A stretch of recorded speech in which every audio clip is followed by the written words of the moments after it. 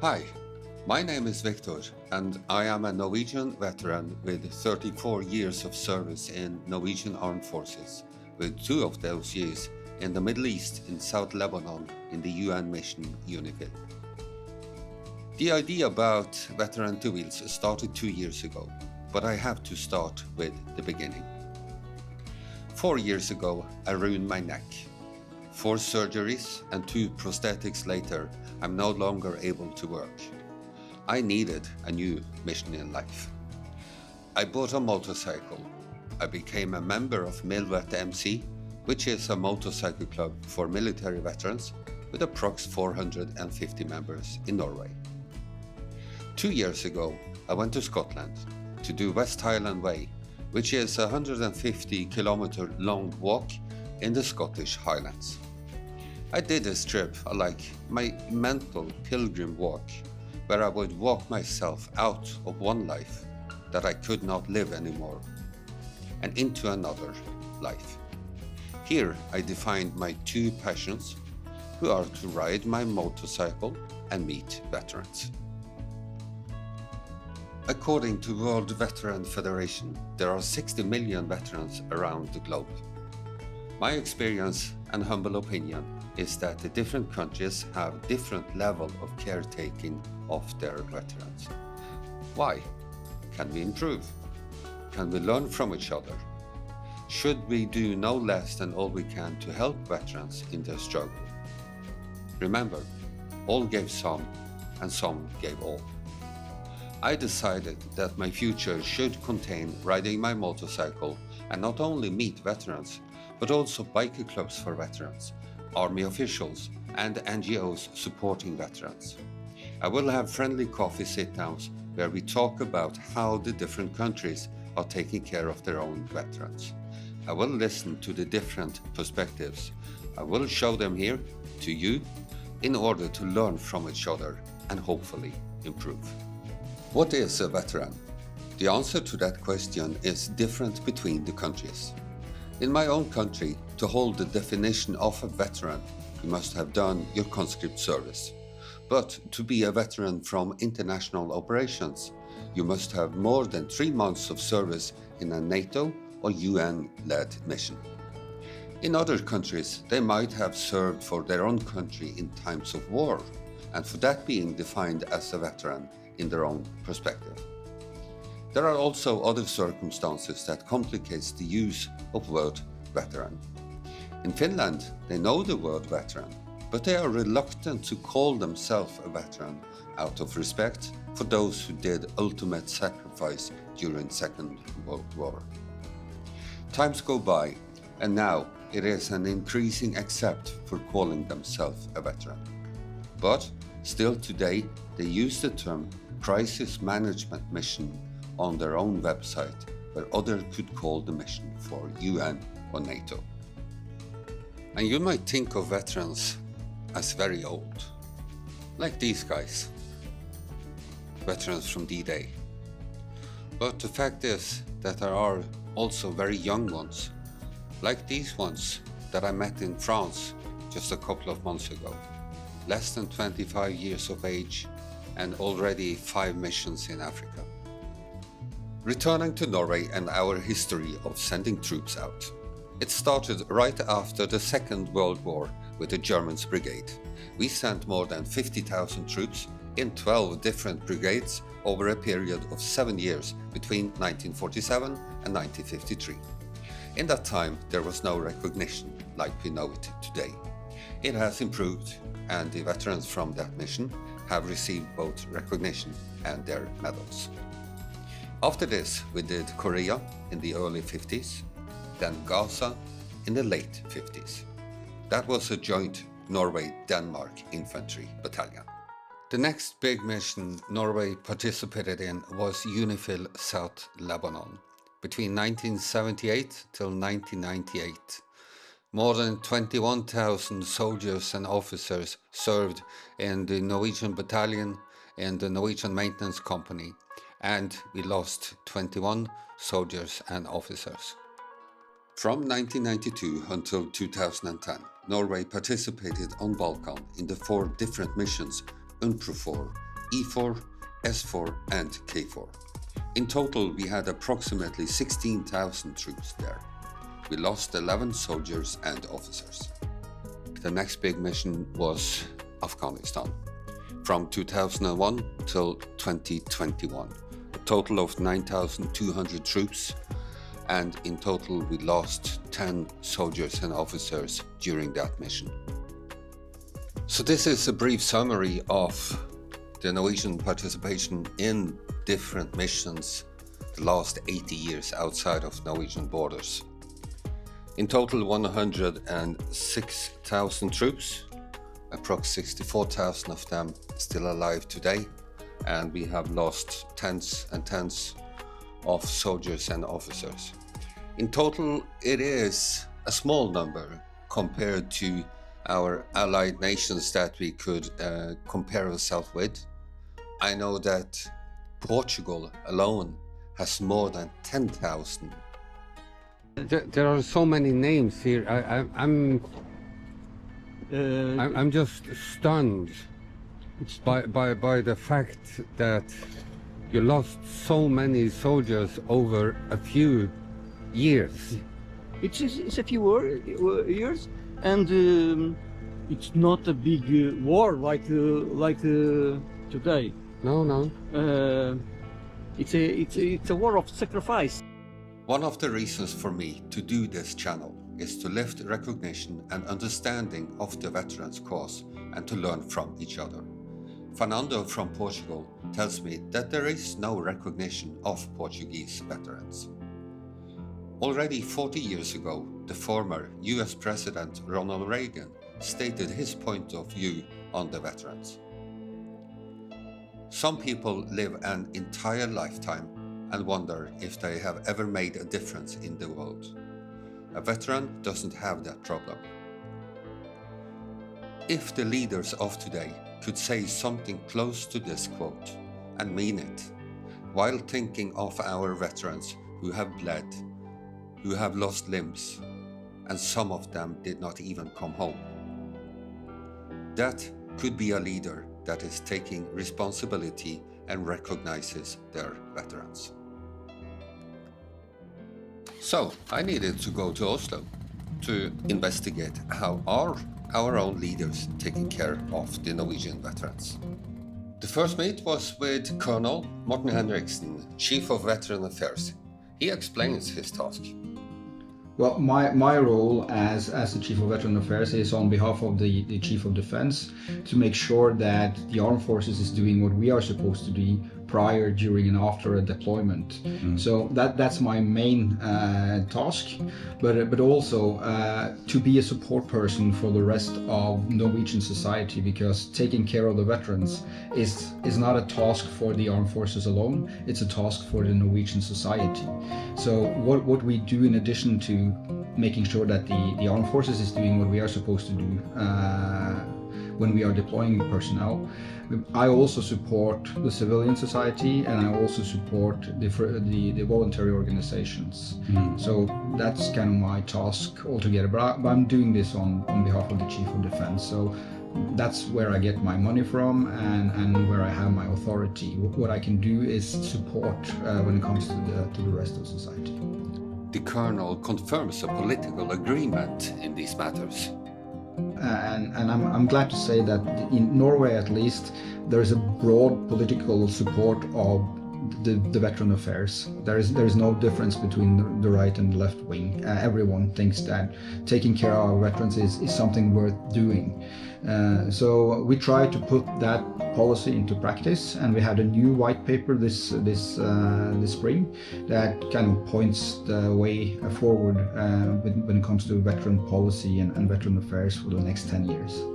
This political white paper contains 31 measures that is recommended to strengthen the official Norway's ability to support the veterans and their families.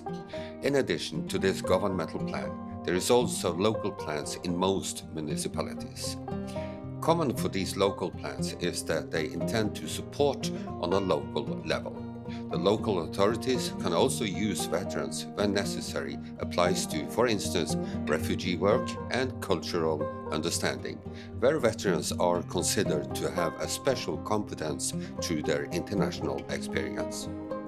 The local authorities can also use veterans' competence in preparedness and crisis planning. There are many organized meeting places for veterans in Norway. One of them is the monthly pizza meet in most cities in the country, where NGO, Norway's veteran organization for international operations, where they take the tab. One of the other most important ones is the Veterans Center. You can spend Christmas here, you can relax, you can participate on an annual motorcycle meet, you can meet earlier comrades, but maybe the most important one, the kids can come here while their mom or the dad is out in service. Here they will meet kids their own age in the same situation. The commander of the center, Lieutenant Colonel Arnstein Hestnes, is a veteran himself.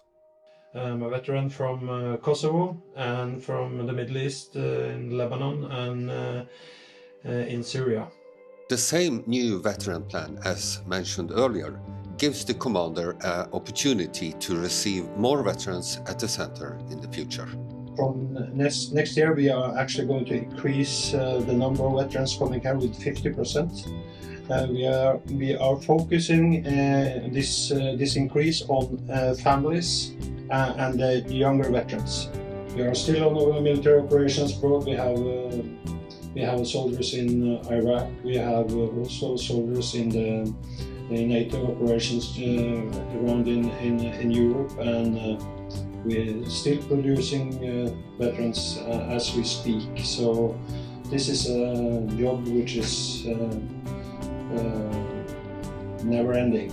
Never ending. Taking care of our veterans. Yeah. And that is the most important. When we sending young men and women abroad to on our behalf, we have to make sure that we take care of them when they come home.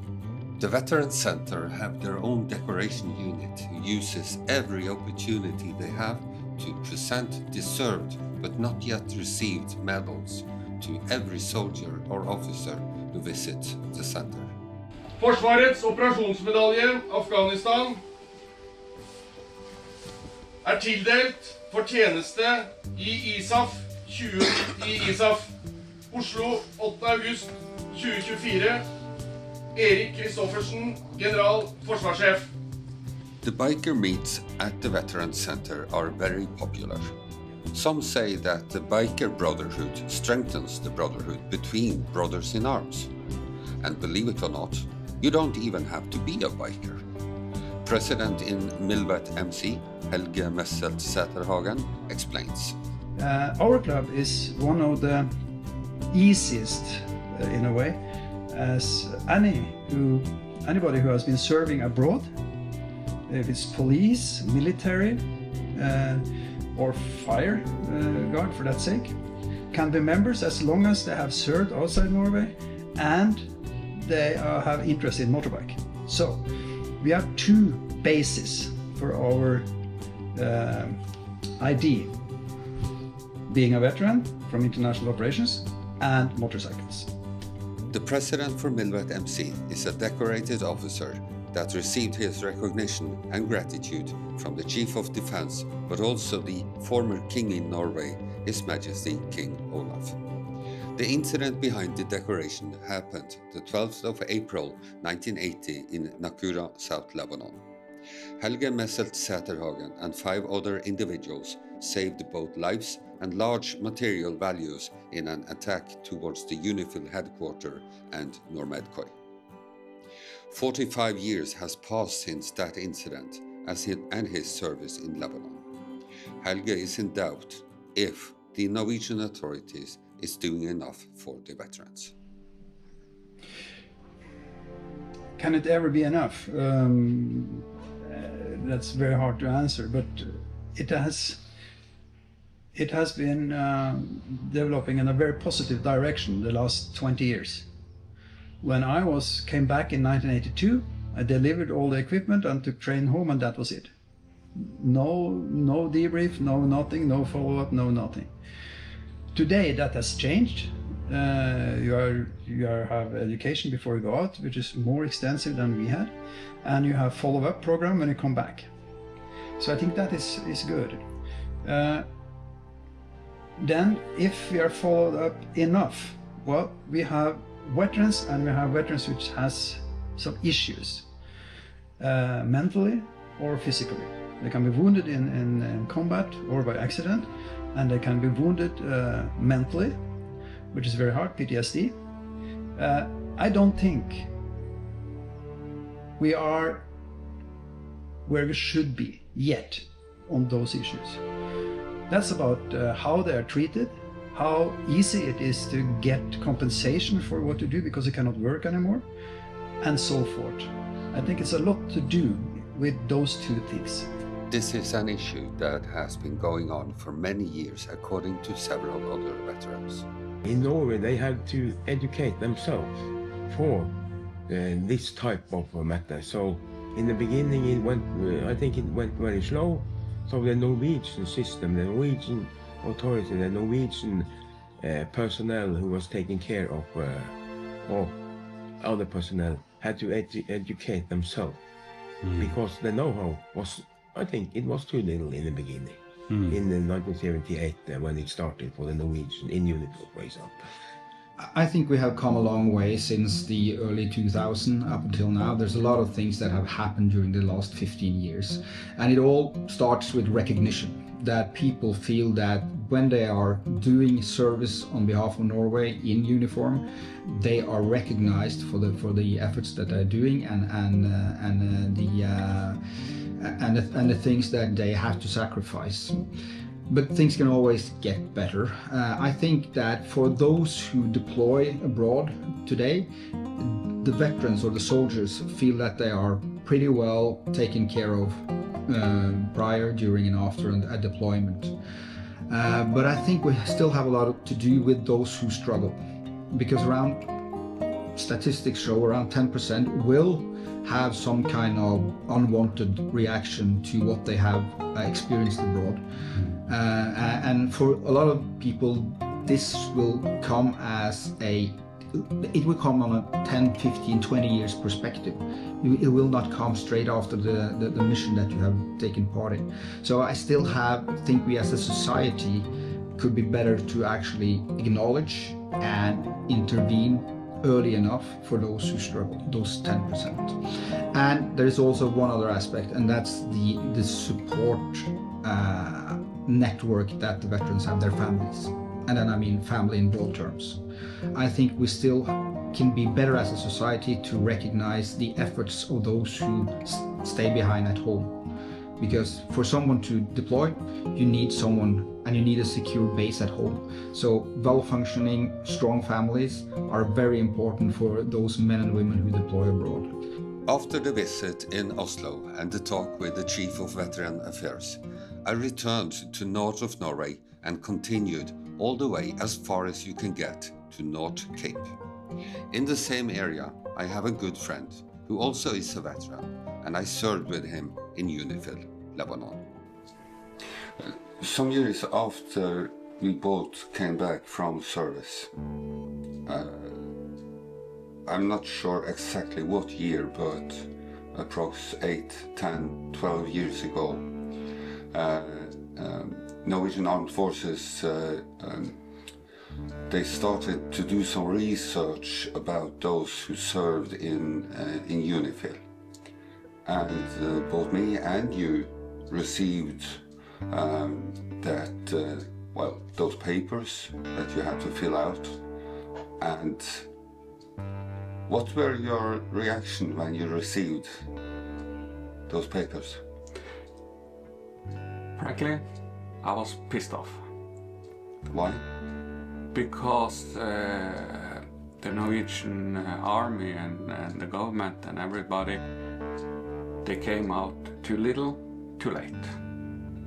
Because after 20 years without hearing anything from the army or the government,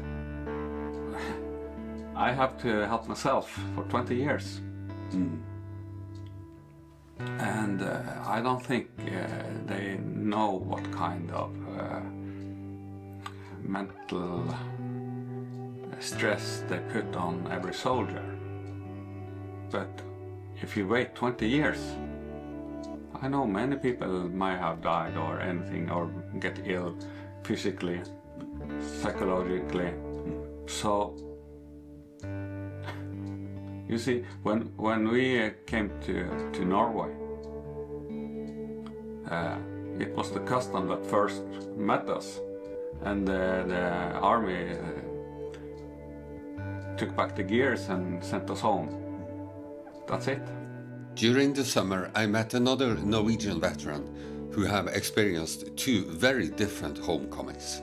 I remember when we came home from Lebanon, and they used to do that for years. They had the custom school, actually, the ones who were training to become custom officers. They sent them all out to receive us when we returned. And I can remember that because I was really angry. I didn't smuggle anything, I didn't have anything, but I was really angry because you know, is this what we are tired, you come from a long flight, you return very late, you just want to eat and go to sleep, or go out and have a beer with your friends, and then you're stuck in a queue with where everybody, all because we traveled. I remember traveling from Israel in a civilian plane at one point, and then everybody in uniform were taken on the side to be controlled, everybody, and the rest could go. We were like a test. Yeah, it was like a test, and it was like you felt like that you were targeted, yeah, like you did something wrong, or that you had done, you had actually done your service, your service, completed the service, you come home, and that's what meet you like I wouldn't say a criminal, but like you are a smuggler or something like that.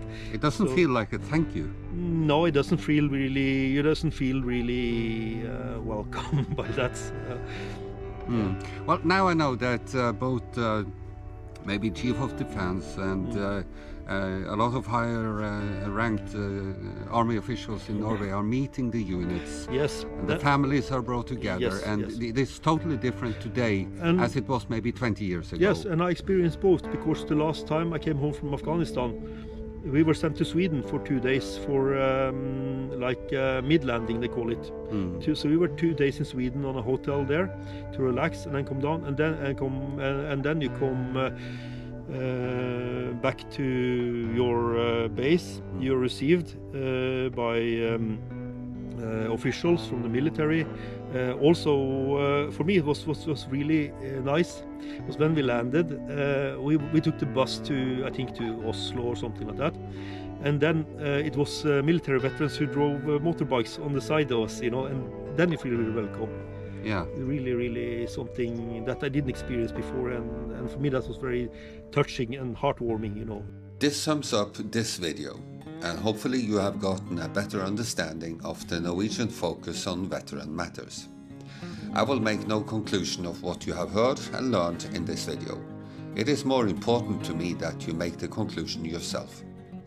In the next episodes you will meet some of them who have participated in this video, where we talk a bit deeper about the veterans course. Then you will get to know these two guys. In not so long time I will put out a video about Finland, because that is where I'm going now. There I will meet veterans in Rovaniemi, Turku and Helsingfors. They have strong stories there as well. So, my last words tonight is like, share and subscribe.